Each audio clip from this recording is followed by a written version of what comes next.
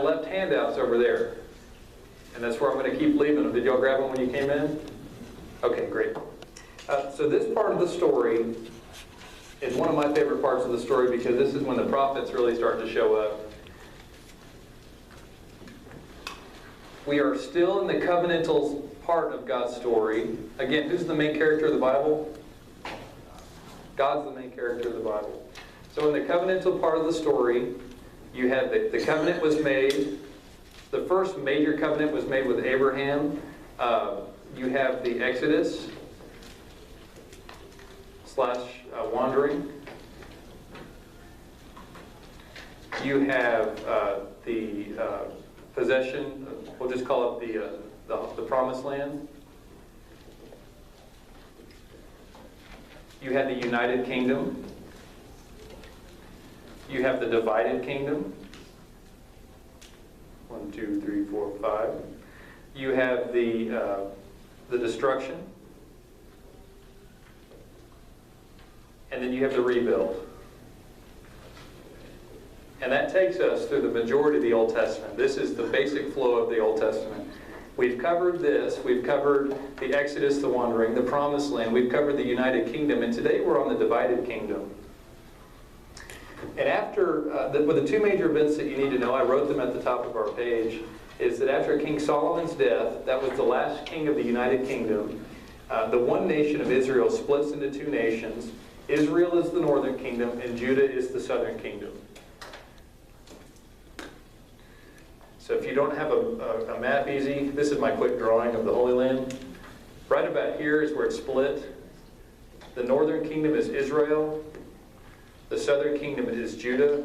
This confuses a lot of people because Israel has been used to describe the entire people. The reason the northern tribe ended up being called Israel is because the southern kingdom was only made up of two tribes. The northern kingdom was made up of the majority of tribes. And so they, just to make it easy, they called themselves Israel. The largest tribe that made up the southern kingdom was Judah by far. So that's where the names came from. The second event is that these two kingdoms experience years of turbulent history. Prophets begin to emerge and challenge the people to follow God. So this is the time period of the people of God's story when he really begins to start to lift up prophets to speak to the people, to draw. And that's where you get all the prophetic books in the scriptures. First and second, it's where you get to Jeremiah and Isaiah, Ezekiel, all the minor prophets, Micah. Who's in the upper room class? Jonah. You get Jonah. You get Hosea. You get all these prophets, all the Habakkuk, Nahum, books you probably never even heard of if you haven't studied. And a lot of these were written, almost all of them were written during this time period. So what happens, and I supplied you with a list of kings that is something that's good to tuck into your Bible when you're doing a specific study during this time period. The kings on the right side are all the kings of Israel, which is which kingdom is Israel? The northern kingdom. If you notice, their history is cut a little short. The kings on the left are the kings of Judah, which is the southern kingdom. And so, 1 Kings chapter 12, Solomon has died. His son named Rehoboam inherits the kingship of Israel. So if you notice on the top of your list of kings of Judah, Rehoboam's the first king listed. There's also this guy named Jeroboam that before Solomon passed away, led a coup that was unsuccessful. Jeroboam ran down and hid into Egypt and found safe haven there. After King Solomon died, Jeroboam comes back to surface. Okay? Solomon is anointed king down here because of the basic covenant through David, that David's lineage will always have the king. You've heard that? That's a basic covenant. David's been promised that his king, somebody of his lineage will always be seated on the throne. So after David came King Solomon. After King Solomon came Rehoboam. Isn't it confusing that Rehoboam and Jeroboam are rival kings? Couldn't they have come up with different names? Every year I have to remember which one was which. So Rehoboam came up to the northern part of the kingdom. And if you remember during Solomon's tenure as king, the unity in the kingdom, the United Kingdom, was fragile. It wasn't as hunky-dory as the stories we heard growing up. There were some economic issues. The northern kingdoms, pieces of the kingdom had a lot of, they were disgruntled at some of the things that the king was doing. It looked like he was favoring just the southern tribes. And so when Rehoboam, the new rightful king, was crowned king, he should have, and history tells us this, and the scriptures teach us, he should have also come up to the northern kingdom and been anointed there as well, to show that, as a sign of united, camaraderie and giving them the same experience that the southern kingdom, the southern tribes had had. The kings before him made sure to do that they always tied together the two nations using symbolic. We make a lot of statements with the way we have symbolic movements in our lives. From if you were to, for instance, have to marry into a family, and you've got I've got in-laws. You've got my in-laws live in Houston, and my parents live in Dallas. And let's say we only went to Christmas every year at my parents' house. See that? Right?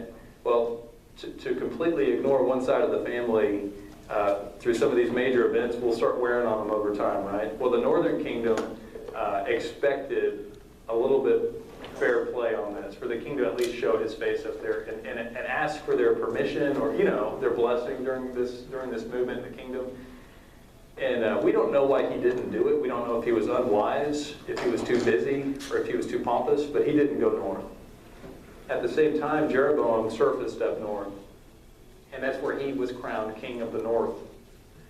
And they both fought for a bit and said that we are both rightful kings of the United Kingdom. That was the breaking point that ended up severing the city, severing the nation into to the north and into the south. That makes sense? Okay. The northern kingdom, Israel, ended up having to set up two places of worship. Why would they have to set up a new place of worship? The main place was in one of the, it's in the south, it's in Judah. Right. So one of the major benefits of Judah, and I forget where the star goes, but they had this city called Jerusalem, which is at that point housed the temple, housed the ark, has everything in it. And so whenever they split up, early on, people would still have a pilgrimage down south to that spot. But eventually they ended up setting up two places of worship, one to the north and one to the south, Bethel and Dan, as a place to worship. They ended up setting up one of the cities in the northern kingdom that was there. If you remember, Jerusalem was there before the Hebrews took it over. It was a Canaanite city. King David and his military came and took over. Well, the northern kingdom claimed a city called Samaria. And Samaria ended up becoming the capital of the northern kingdom. Where do we hear that word in the New Testament? The Samaritans. And so let's flash forward to Jesus' time, okay? You've got this region here. You've got this piece right here, and then you've got Galilee up here. Okay, where was Jesus from? Right, this is actually the Sea of Galilee. He's from up here, and to get from the southern part of the Holy Land to Galilee, you have to travel through Samaria. The quickest way. That saves you 2 days. If you were to cross the river and come around, then you can do that. That's just going to cost you a lot of time. Many Jews decided in Jesus' time it was better for them to cross over and go up than walk through Samaria. To be caught in Samaria when the sun went down was vulnerable, unless you had a bunch of people with you that you trusted to help defend your stuff. Does that make sense? So the Samaritans, right here, that make up this region, one of the reasons that they ended up having such a rotten relationship with the Jews of Jesus' time.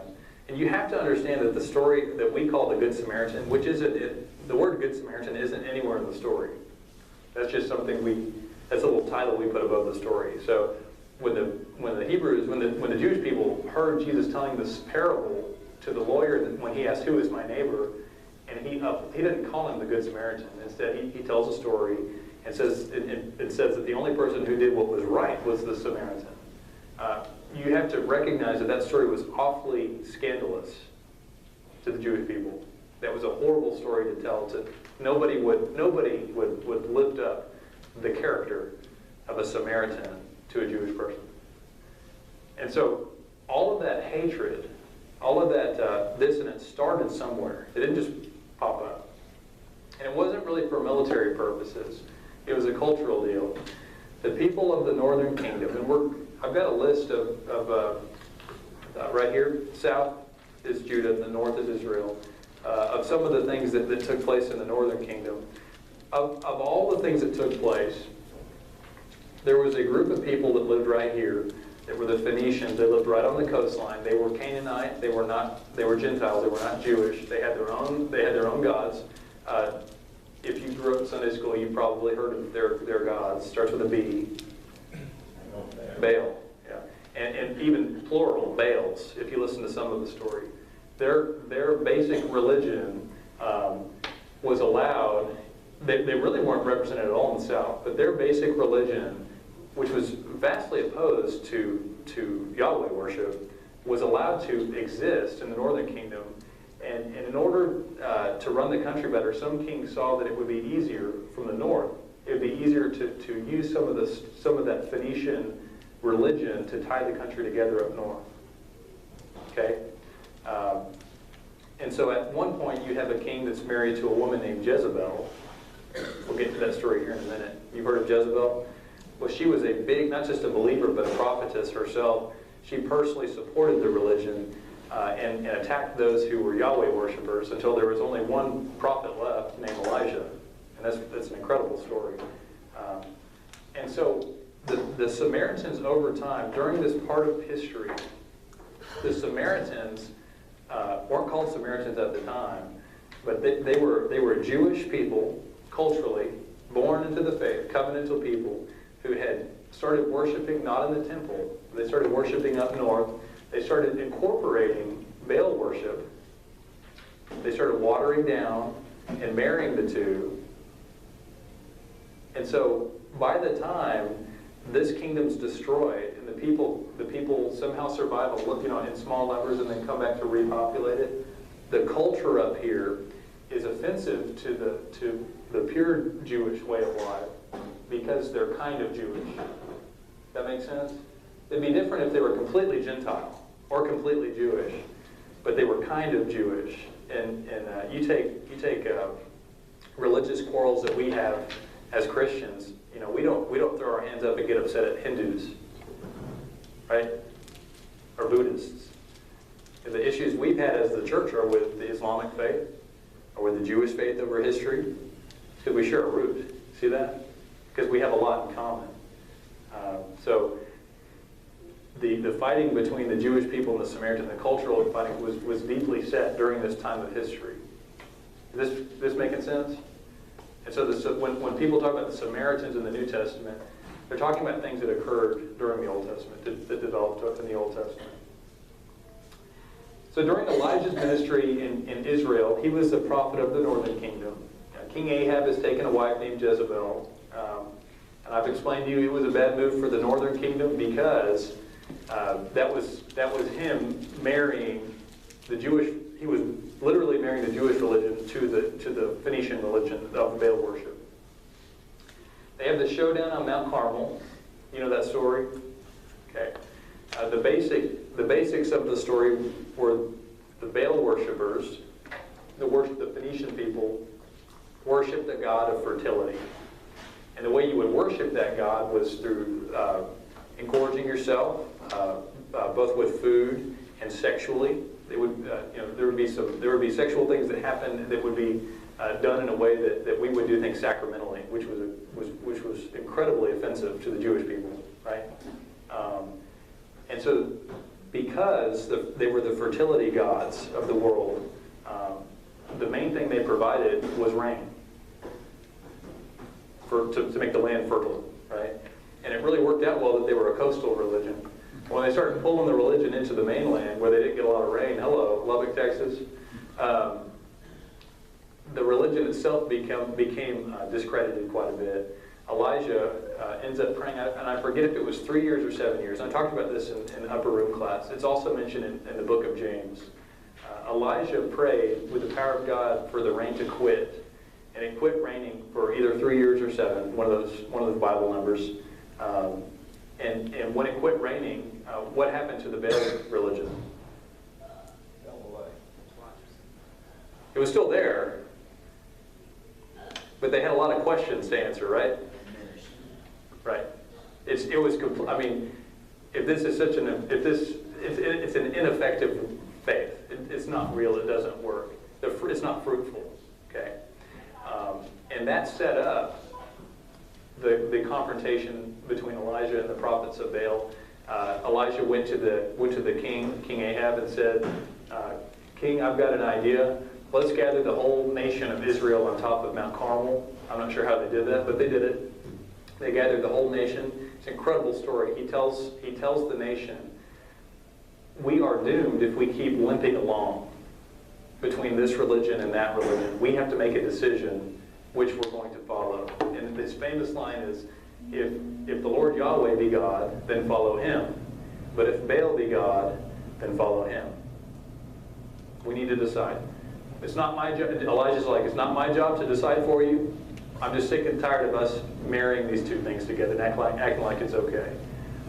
And that's when the showdown occurred, and he let the prophets of Baal go first. If you remember the story, he let them set up an altar and cry out to Baal. They started cutting themselves, and Elijah mocks them.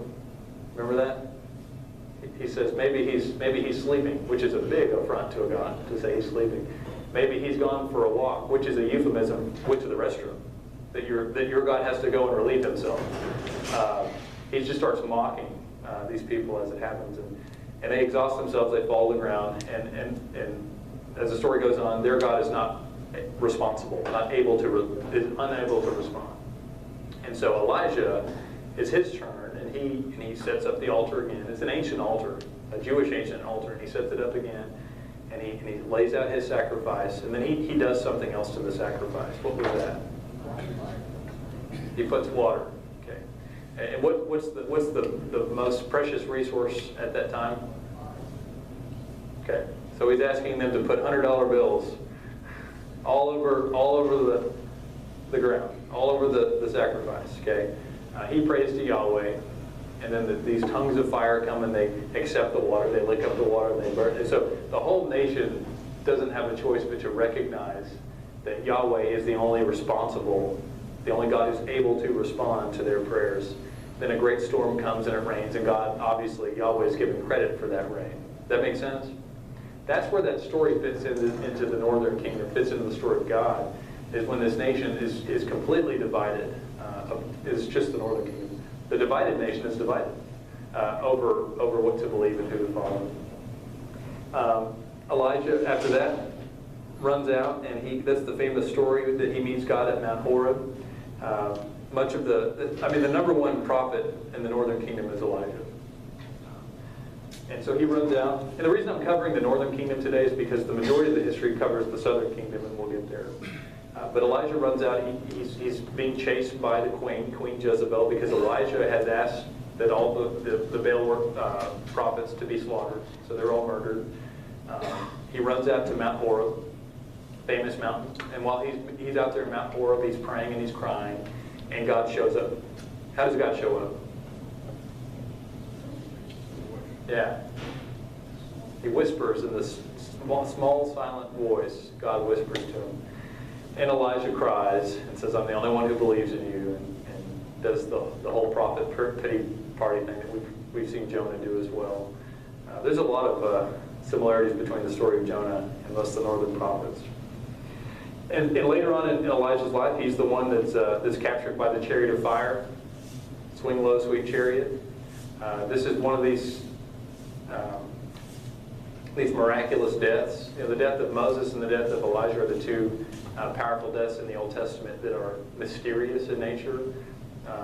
When Jesus goes up on the mountain, which is some believe to be Mount Horeb, for the transfiguration, who does he meet there?